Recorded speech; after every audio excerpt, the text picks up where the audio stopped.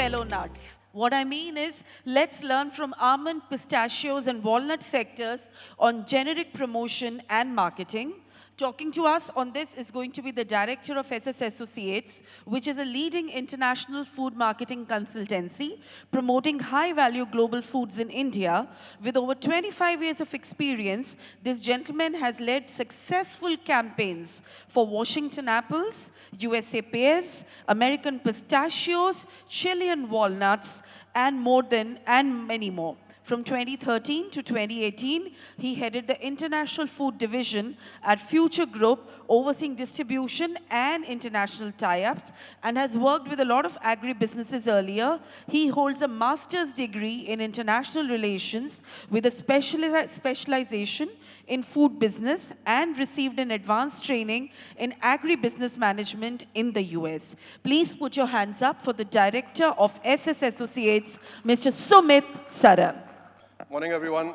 My name is Sumit Saran. So, very happy to be here. In terms of my background and what I'm going to spend next 25, 30 minutes with you is just about us, what we've been doing with other nuts, other products. This is my first visit to a cashew convention, and some learnings that I saw. I put together 10 simple mantras. Take it if you like it, ignore it if you don't feel it. It was developed in the last 2 days when I heard all your presentations. About us, thank you for that introduction, but just to give you an example, we represent and market all these products in India, and all of them are generic products. So I don't represent a brand, I don't promote a brand, I represent generic. So when I say California pistachio, it means all pistachios that come from California. If I say Chile walnuts, that means all brands of Chile walnuts that come. In the past, I've also been a retailer where I used to be with, at that time, the Future Group, Big Bazaar, etc. We had a brand called Karmic. So that was a brand that we set up, and that is one time that I was a part of the Cashew, because Cashew was one of our highest selling SKUs in that brand. So I heard a lot on the India market. I put it slightly differently. Lot of time I see people get confused what a 1.4 billion market means. 1.4 billion market means is that if 2% of people start to eat more cashews, you've added an Australia. If 4% start to eat more cashews, you've added a Germany. So what I did was, just for your or simple understanding, I just put it country-wise. So there is in India, there is a Bahrain. About 10, 12 million customers that can afford anything, any size, any grade, any kind of pistachios or cashews or whatever they'll afford. Below this is a UK. Maybe 60 million, 50, 60 million people, about $100,000 kind of income a year. Upwardly mobile, they can also, in our category, most likely will be able to afford. Below this is a full Brazil, which means about 300 million, 350 million consumers, which forms the middle and the lower middle class of ours. And then is in Africa, the entire African continent. Now this all together makes India. Now what you have to figure out as an industry is which India are you serving? And how, and the only thing, the good part about this is that each segment is upwardly mobile. And Africa wants to become a Brazil wants to become a UK, and a UK become a Bahrain. And that's a very unique thing. This is not across in the world. I don't want to spend too much time. We watch the consumer space here very closely. 2, 3 things that strike out. One is that it's a very resilient economy. It's an inward economy, that we are not export-led. So a lot of times, global turmoils don't affect us. The 300 million consumer number I put is the number I put for cashews. We have in our country all kinds of divide, you will see. There are 3 things in my mind that bind us. One, of course, is cricket, one, Bollywood. But the third, which I call is the power of aspiration. It's an aspiration of better health, better nutrition, just a better tomorrow. And that binds Indians like nobody. And then, of course, the young population with information at their fingertips. This is the market to be. And again, we've seen some major trends post-COVID. A lot of this was discussed. But we've seen changes in eating, changes in selling, changes in buying. We have representative of the quick commerce. Didn't exist 3 years. How quickly this or rapidly this is changing is fascinating. And then I really wanted to put this out. I don't think our industry got the recognition that it deserved. I really thought we had massive winners in the food industry coming out of COVID that did not get the recognition that it deserved. I think the vendors won, the shopkeepers won, the delivery staff won, the store staff won. You know, new businesses won. The amount of new businesses that came up. And finally, the Indian consumer won. I mean, we may be poor, third world, whatever. You would not have heard one store being looted. 1.4 billion people got 3 meals a day served and bought and sold without one incident of a loot. That's the power that our country brings. Our industry, our food industry, our nut and dry fruit industry, who contributed so much, did not get the recognition. They were no less than the COVID warriors on the road. The guy who came with the vegetable every morning to your doorstep, in my mind, was no less than the doctors and the nurses who were out there in the hospital doing their work. So in the industry changes, I was fascinated by the presentation just made before me. Of course, India has become the startup capital. Maximum attention that I'm seeing is in the dry fruit and nut. So this industry is going to go through a change. And of course, global changes have made India the darling of the world, geopolitical shifts. So the next 10 years is for this. So we watch the Gen Z or the new consumer that has come into the consumption space now. And I just wanted to let you with 3-4 major points that we are seeing. First point that we are seeing is mama's magic is fading. That meri maa jaisa khana koi nahi does not exist with this, because maybe the mothers were not that involved in the kitchen to this generation. Second is snackification of breakfast. We as growing up, good, bad or ugly, mom fed us some breakfast before we left home. A bar of a nut or a cup of yogurt was never breakfast that you go out. But when you're not having breakfast properly, there is far more propensity now for midday snacking. So you're getting 11 a.m. snack, 4 p.m. snack. And in this whole space, dry fruit and nuts, I see has the maximum potential, because this generation would like to eat healthy. Other thing that also came out was this generation was not necessarily health conscious. They were very body conscious. So very funny or different eating habits is coming out in the country. For example, people are either binging, they are ordering biryani 3 in the night, or they are not eating. This didn't exist. So very massive change. The other thing is this generation is extremely vociferous, which means they don't just change for themselves, they'll make their parents also shift. And that change, as they are more in the consumption bracket now, they spend more, will make massive differences. So coming on to the main topic of what a generic promotion means. Generic promotion is different from brand promotion because it focuses on category building. So there is, what I say is a piece of a pie and the size of the pie. What generic branding allows you to do is increase the size of the pie. While all the players fight for their piece of the pie, you actually work on creating or increasing the size of the pie.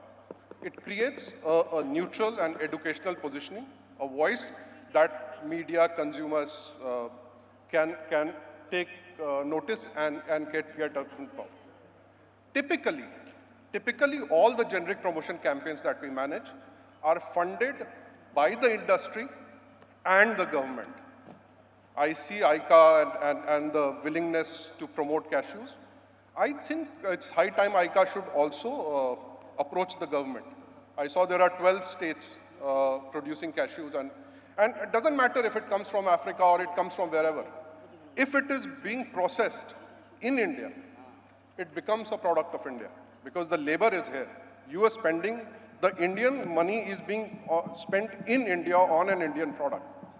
So there will be willingness. And third is, there's no short term in generic marketing. It is not like brand marketing, but it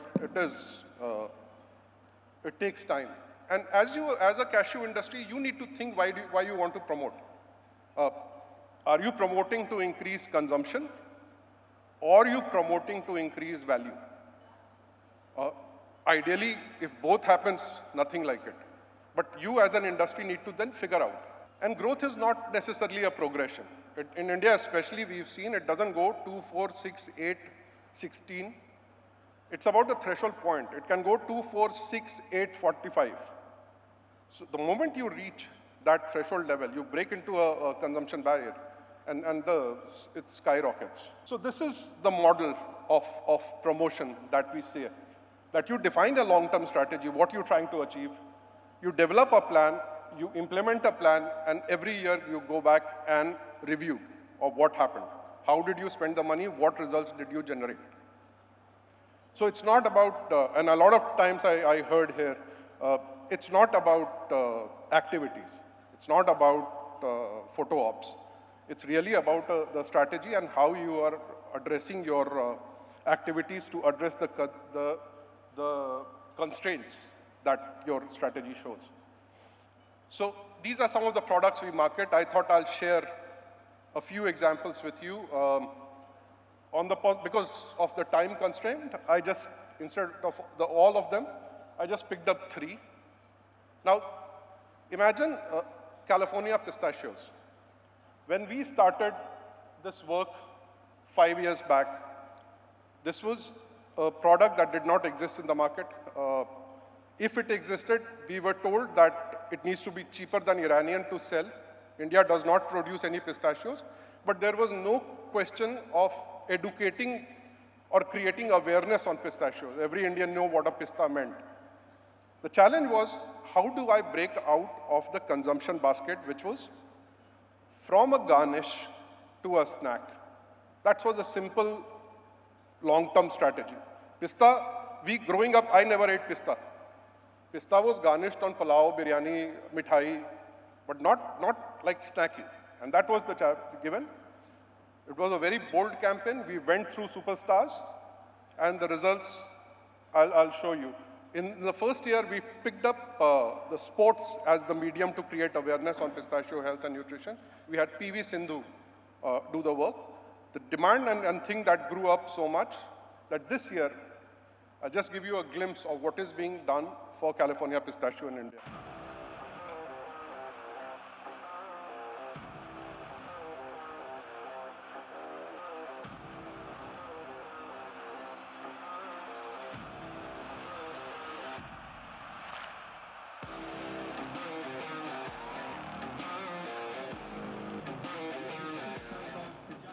#1 in the world.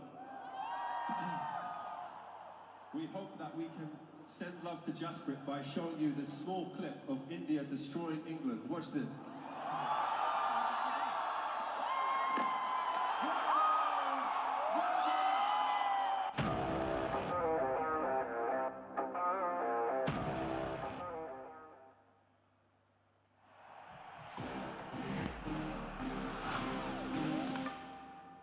That's the power of pistachios. American pistachio, my go-to snack.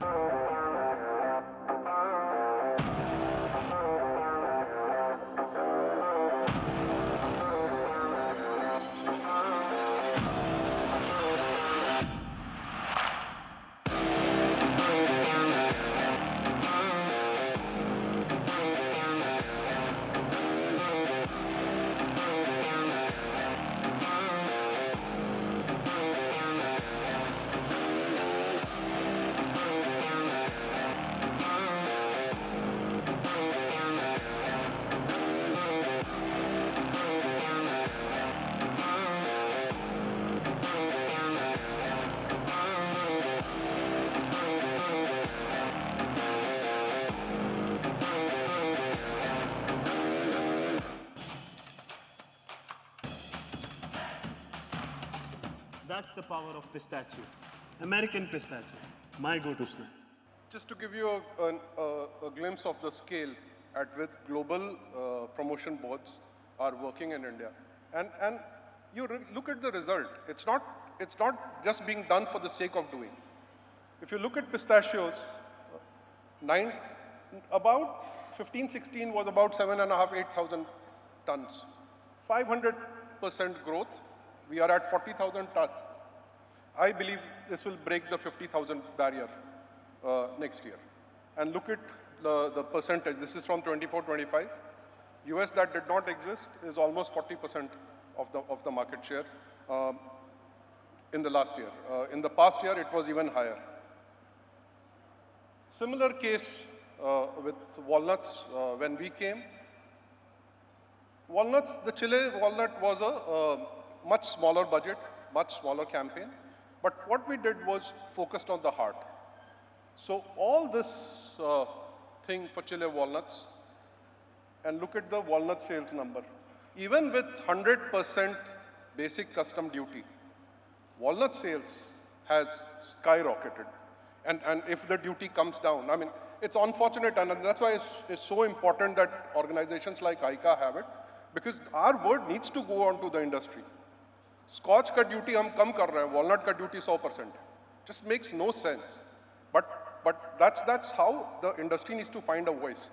But look at with a limited budget, only focused on two things: the counter seasonality of Chile, because it's in southern hemisphere, so these walnuts get harvested in May, June. So it comes absolutely fresh for Diwali. That one positioning to the trade. And see, today is about 60% market share of the walnut market is with Chile. Cranberries is another product. So unlike pistachios, which was creating consumption change, here the challenge was on creating awareness. Indians had no idea what cranberries are, and we wanted to make it Indian. That was the thing that we took it as cranberries. And so I'll just show you a 30-second ad. This was released during COVID. If you see this on YouTube, etc., has millions of views. And this was the first heart connect that cranberries had. Again, top chefs from India are talking about cranberries.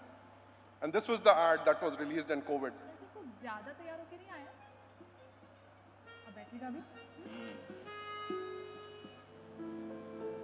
तूने ही कहा था ना कि जो रक्षा करता है राखी भी उसी को बांधते हैं। हाँ तो आपसे ज्यादा लोगों की कौन रक्षा करता है? Doctor S Kashyap. इस रक्षाबंधन मिठास को दीजिए क्रैनबेरीज का स्वाद। रिश्ता वही, मिठास नहीं, यूएस क्रैनबेरीज।